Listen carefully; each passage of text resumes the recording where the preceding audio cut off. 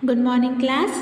We have discussed half of this lesson, organs of government, lesson number 10. So, the remaining topic we are going to discuss now, starting from executive. So, the most efficient and the effective and the central organ of any government is the executive. और जो union executive होता है उसमें central government, political executives जो administrations हैं, prime minister की, cabinets of minister, president, vice president, bureaucrats, ये सब किसके अंदर आ जाता है? यूनियन एग्जीक्यूटिव के अंदर। तो कोई भी गवर्नमेंट का सेंट्रल ऑर्गन एग्जीक्यूटिव होता है।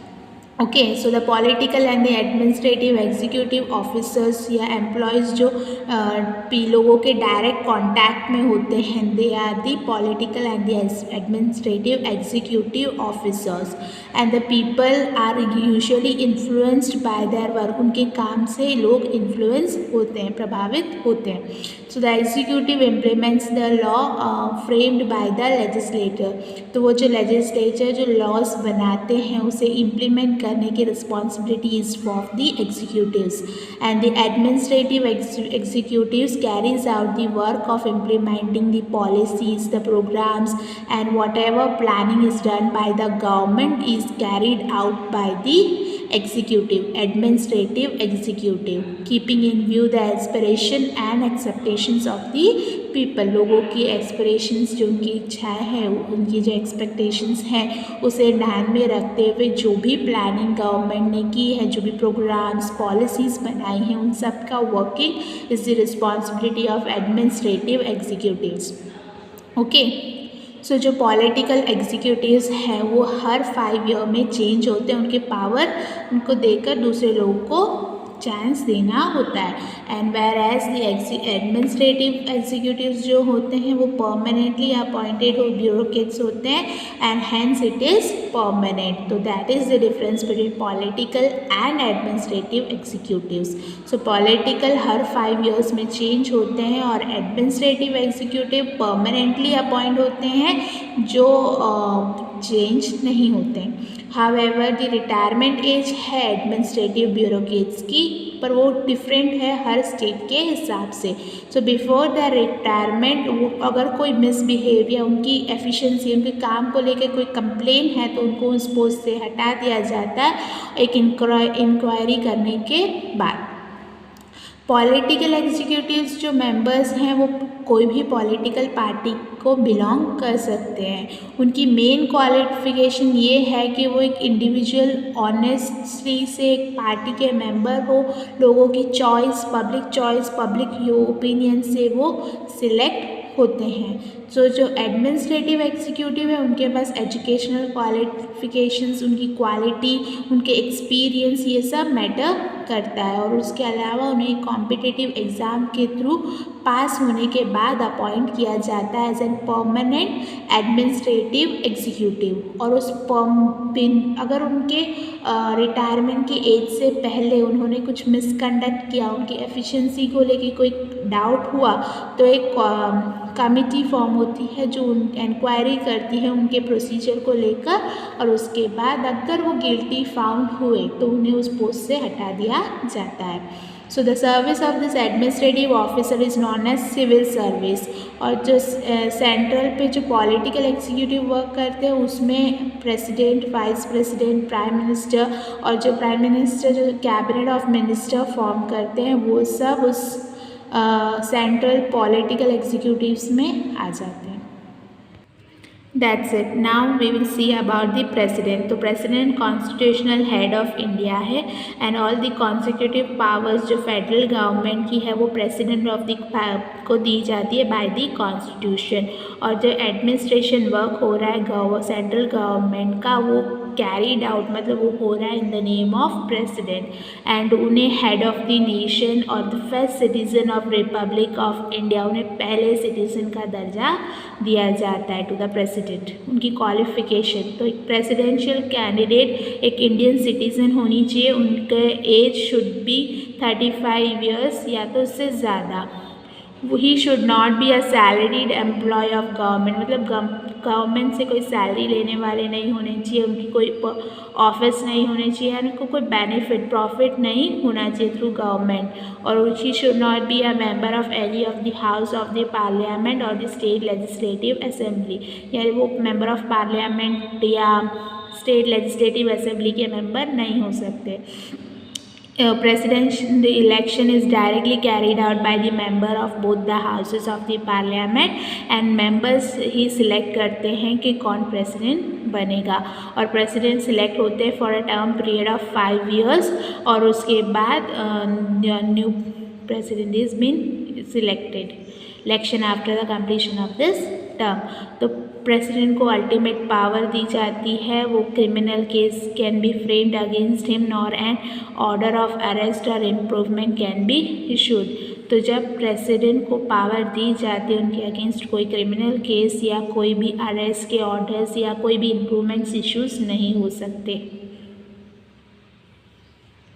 Okay, now functions and powers। तो when he appoints the leader of the party, वो पार्टी के लीडर्स को अपॉइंट करते हैं जिस पार्टी को मेजॉरिटी वोट मिले होते हैं in general as an president elect करने की, प्राइम मिनिस्टर इलेक्ट करने की रिस्पॉन्सिबिलिटी किसकी है, प्रेसिडेंट की। President appoints the prime minister, then with the consultation of the prime minister वो दूसरे मिनिस्टर्स को फॉर्म करते हैं, that is minister of cabinet of minister. वो एक ओथ लेते हैं, वो जो दूसरे प्राइम मिनिस्टर और जो मिनिस्टर्स जो कैबिनेट मिनिस्टर्स बने हैं उन सब के ओथ भी वही करवाते हैं। प्रतिज्ञा देखी होगी ना, as long as the cabinet enjoys the support of majority members of Lok Sabha, president उस कैबिनेट को डिसॉल्व नहीं कर सकती, स्टॉप नहीं कर सकती। और president head of the defence force of the country, और प्रेसिडेंट के पास पूरा पावर होता है कि वो युद्ध डिक्लेयर कर सकते हैं, वो सीज कर सकते हैं किसी वार को या फिर कंक्लूड कर सकते कोई भी टेरिटरीज विद अदर कंट्रीज। वो जजेस ऑफ द सुप्रीम कोर्ट को अपॉइंट करते हैं, हाई कोर्ट के जजेस को अपॉइंट करते हैं, गवर्नर्स जो स्टेट गवर्नर्स होते हैं, कंट्रोलर, ऑडिटर, ये सब को अपॉइंट करने की responsibilities in the hand of the president. वो ही appoints the head of defence force, वो chairman of the union UPSC commission के चेयरमैन को अपॉइंट करते हैं, एम्बेसडर्स जो वेरियस नेशंस के एम्बेसडर्स हैं उन्हें अपॉइंट करते हैं, यानी overall the complete power is in administrative power is in the hand of the president. उनके पास ग्रैंड पैरेंट कोई भी पर्सन जिसको कोई भी केस के हिसाब से उन्हें जेल में डाला गया तो उनके सेंटेंस को कम करवा सकते हैं, किसी पनिशमेंट को पोस्टपोन करवा सकते हैं, यानी इम्प्लीमेंट करने से चेंज करवा सकते हैं। सेशंस के जो भी लोकसभा और राज्यसभा के जो सेशंस मीटिंग्स हैं उसे समन भिजवा सकते हैं, मतलब वो डिसॉल्व करवा सकते हैं लोकसभा को, या फिर प्रेसिडेंट सेटिस्फाइड नहीं हो अपनी इंडिया की सिक्योरिटी के लेकर तो वो आर्म रिबेलियंस यानी वो स्टेट एमरजेंसी बुलवाकर और स्ट्रॉन्ग हमारे सिक्योरिटी लेवल को बढ़ा सकते हैं। एमरजेंसी में वो जो डिक्लेरेशन ऑफ एमरजेंसी है वो अगर प्रेसिडेंट डिक्लेयर करते हैं तो उसको क्वेश्चन करने का राइट किसी को भी नहीं है। तो रिपोर्ट्स के हिसाब से the presidents can declare the constitutional emergency कोई भी स्टेट में और वो उस गवर्नमेंट को स्टॉप करके प्रेसिडेंट रूल ला सकते हैं। स्टेट कैबिनेट मिनिस्टर्स को डिसॉल्व करके प्रेसिडेंट रूल कोई भी स्टेट में ला सकते हैं। In case of financial emergency presidents की गवर्नमेंट एम्प्लॉयज़ जो गवर्नमेंट ऑफिशियल्स हैं उनकी सैलरी रिड्यूस कर सकते हैं, चाहे वो सुप्रीम कोर्ट के चीफ जस्टिस क्यों ना हो। और प्रेसिडेंट के पास इतना पावर है कि एग्जीक्यूटिव और एडमिनिस्ट्रेटिव पावर है कि वो कोई भी एडमिनिस्ट्रेशन हेड को मतलब एडमिनिस्ट्रेशन हेड में जो भी डिसीजंस पास हो रहे हैं वो पास होते हैं इन द नेम ऑफ प्रेसिडेंट और उनके नाम के और उनके सिग्नेचर के साथ ही वो एडमिनिस्ट्रेशन पर्पस डिसाइड होता है। तो यानी रियलिटी में प्राइम मिनिस्टर और काउंसिल ऑफ मिनिस्टर्स को उनके पावर्स है, पर उनके पावर्स एंजॉय करने का राइट उनको प्रेसिडेंट देते हैं, यानी प्रेसिडेंट कभी भी उनके राइट्स को डिसॉल्व कर सकते हैं। प्राइम मिनिस्टर, तो प्राइम मिनिस्टर रियल हेड होते हैं क्या सेंट्रल गवर्नमेंट के। प्राइम मिनिस्टर कोई मेजॉरिटी वोट विनिंग पार्टी के हेड होते हैं और उन्हें यूजुअली अपॉइंट फॉर्मली प्रेसिडेंट करते हैं। The prime ministers to the cabinets are appointed as ई sent per the council of prime minister, मतलब प्राइम मिनिस्टर अपॉइंट करते हैं cabinet of minister.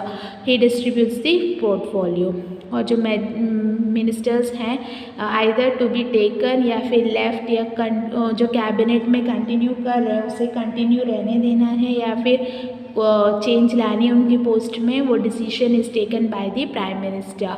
He presides over the meeting of cabinet of, जो departments हैं उनकी proper functioning हो रही है या नहीं, डिसीशंस लेना, या हेड प्लानिंग कमीशन के हेड, तो जो पॉलिसी कमीशन है इन सब के हेड कौन होते हैं, प्राइम मिनिस्टर। ये 3 लेवल्स पे मिनिस्टर्स वर्क करते हैं under the prime minister.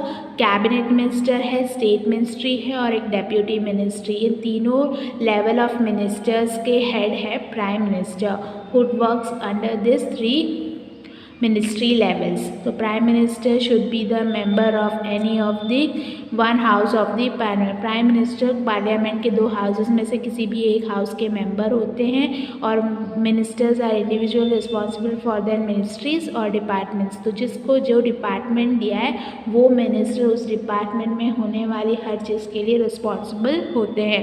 The council of minister is collectively responsible and allocatable to the Lok Sabha.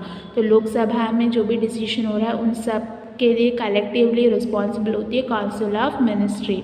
और इफ़ द लोकसभा कोई भी चीज़ को रिजेक्ट करती है, कोई भी पॉलिसी ऑफ गवर्नमेंट को रिजेक्ट करती है किसी भी पर्टिकुलर इशू में, तो उसकी रिस्पॉन्सिबिलिटी मिनिस्टर की नहीं होती, but the whole council of minister को उस चीज़ की रिस्पॉन्सिबिलिटी लेनी होगी, यानी एक पर्सन नहीं पर पूरा council of ministry is responsible for anything that is happening in Lok Sabha. Next state executive, जिसमें गवर्नर, तो गवर्नर को अपॉइंट करने की responsibility is in the hand of president of India on the advice of the council of minister headed by the prime minister. तो head of council of minister prime minister हैं, उनके advice से president appoints दी government. और जो president जिस person को appoint कर रहे हैं as a governor of more than 1 state, यानी एक स्टेट से ज़्यादा स्टेट के गवर्नर के तौर पे भी एक ही पर्सन को अपॉइंट कर सकते हैं प्रेसिडेंट, यानी वो इंडियन सिटीज़न होने चाहिए, उनकी एज 35 या 35 से ज़्यादा होनी चाहिए, तो he can be appointed as the governor. तो जो टर्म गवर्नर है वो 5 years के लिए रिस्पॉन्सिबिलिटी होती है। ही holds office during the pleasure of the president and can be removed from the office even before the expiry of his term, or he can also be transferred to any other state as the governor. तो अगर कोई conflict कोई issue हुआ तो 5 years से पहले भी उनको उस ऑफिस से निकाल दिया जा सकता है, एक्सपायरी कर सकते हैं, या फिर he can also be transferred to any other state. Governor के जैसे पोस्ट पर उस स्टेट से ट्रांसफ़र हो सकता है। तो governor is the constitutional and formal head of the state. कोई भी स्टेट का कॉन्स्टिट्यूशनल या फॉर्मल हेड होता है गवर्नर, और जो एग्जीक्यूटिव पावर स्टेट गवर्नमेंट उसको देती है। He is appointed as the chief minister who has a clear majority. जिस पार्टी को मेजॉरिटी वोट मिलते हैं उसके हेड को चीफ मिनिस्टर के पोस्ट में अपॉइंट किया जाता है, और उन्हें यह राइट दिया जाता है कि वो काउंसिल ऑफ मिनिस्टर अपॉइंट करे दूसरे मेंबर्स को ऑन किसकी एडवाइस से, on the advice of the chief minister. और ये अपॉइंट करते हैं एडवोकेट जनरल, चेयरमैन, जो भी स्टेट के पब्लिक सर्विस कमीशन के मेंबर्स को। फिर वो ये सब करते time he consults, he talks with the president of India and then he appoints the जजेस of high court.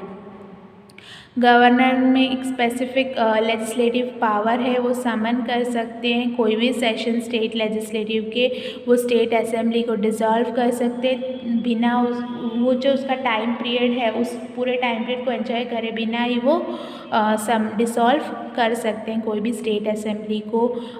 Bill pass जो स्टेट लेजिस्लेटिव में जो बिल पास हुआ है वो लॉ बनने से पहले उस पर गवर्नर की असिस्टेंट होना ज़रूरी है। और जो गवर्नर की पोजीशन है स्टेट में वो ऐसा है कि जैसे सेंट्रल में जो प्रेसिडेंट के पावर्स हैं उसके सिमिलर ही गवर्नर की पोस्ट है इन दी स्टेट। ओके, उसकी पावर एक्चुअली एक्सरसाइज होती है काउंसिल ऑफ मिनिस्ट्री, जो हेड है चीफ मिनिस्टर, और वहाँ पे भी काउंसिल ऑफ मिनिस्टर्स के ऊपर एक्सरसाइज होती थी which was headed by the prime minister. But जो गवर्नर के exercise certain powers independently also, यानी गवर्नर एक first state is ex official chancellor of all the university of the state. और जो governor can belong to any political party, वो कोई भी political party का मेंबर मीन्स पार्ट बन सकते हैं। But after assuming his post governor has to perform his duty firmly and इम्पार्शनली। पर जब वो गवर्नर की पोस्ट पर हों तो उन्हें इम्पार्शली मतलब किसी भी पार्टी की तरफ झुकाव रखे बिना ही अपनी ड्यूटी फर्मली करनी पड़ती है। Chief minister and the council of minister, तो चीफ मिनिस्टर को अपॉइंट कौन करता है? गवर्नर। और गवर्नर ही जो मेजॉरिटी वोट विनिंग लीडर जो पार्टी होती है उसके लीडर को अपॉइंट करती है एज अ चीफ मिनिस्टर। और उस पार्टी उन चीफ मिनिस्टर के गाइडेंस के एडवाइस के साथ he selects the council of minister. If no single party gets the majority, तो जो कॉम्बिनेशन ऑफ पार्टीज के थ्रू जो लीडर होता है he can be appointed as the chief minister.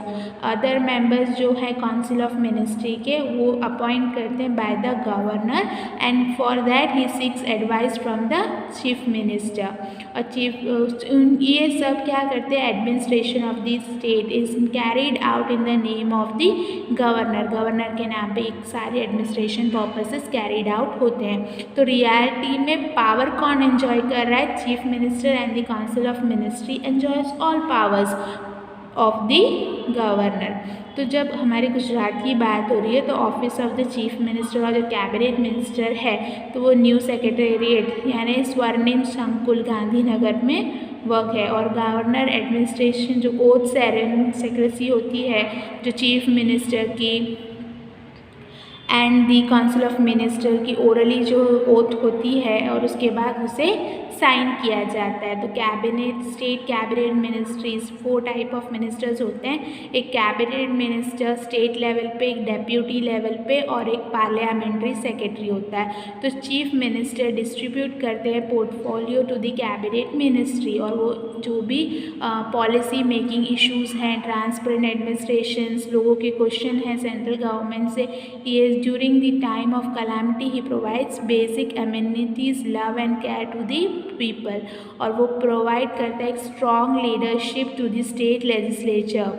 और चीफ मिनिस्टर के टच में रहने के बाद path finder of the government policy regarding the growth of the state. तो स्टेट की ग्रोथ जो गवर्नमेंट पॉलिसीज़ के पाथ फाइंडर, टॉर्च बेरर मतलब जो रास्ता दिखाएगा वो होते हैं chief minister. So that's it for the video. In the next video we are going to discuss about the rest of the lesson. Thank you for listening and make sure that you are reading the lesson so that if there is any doubt you will understand that what you have understood and what you have not understood. So make sure you read the lesson. Thank you for listening.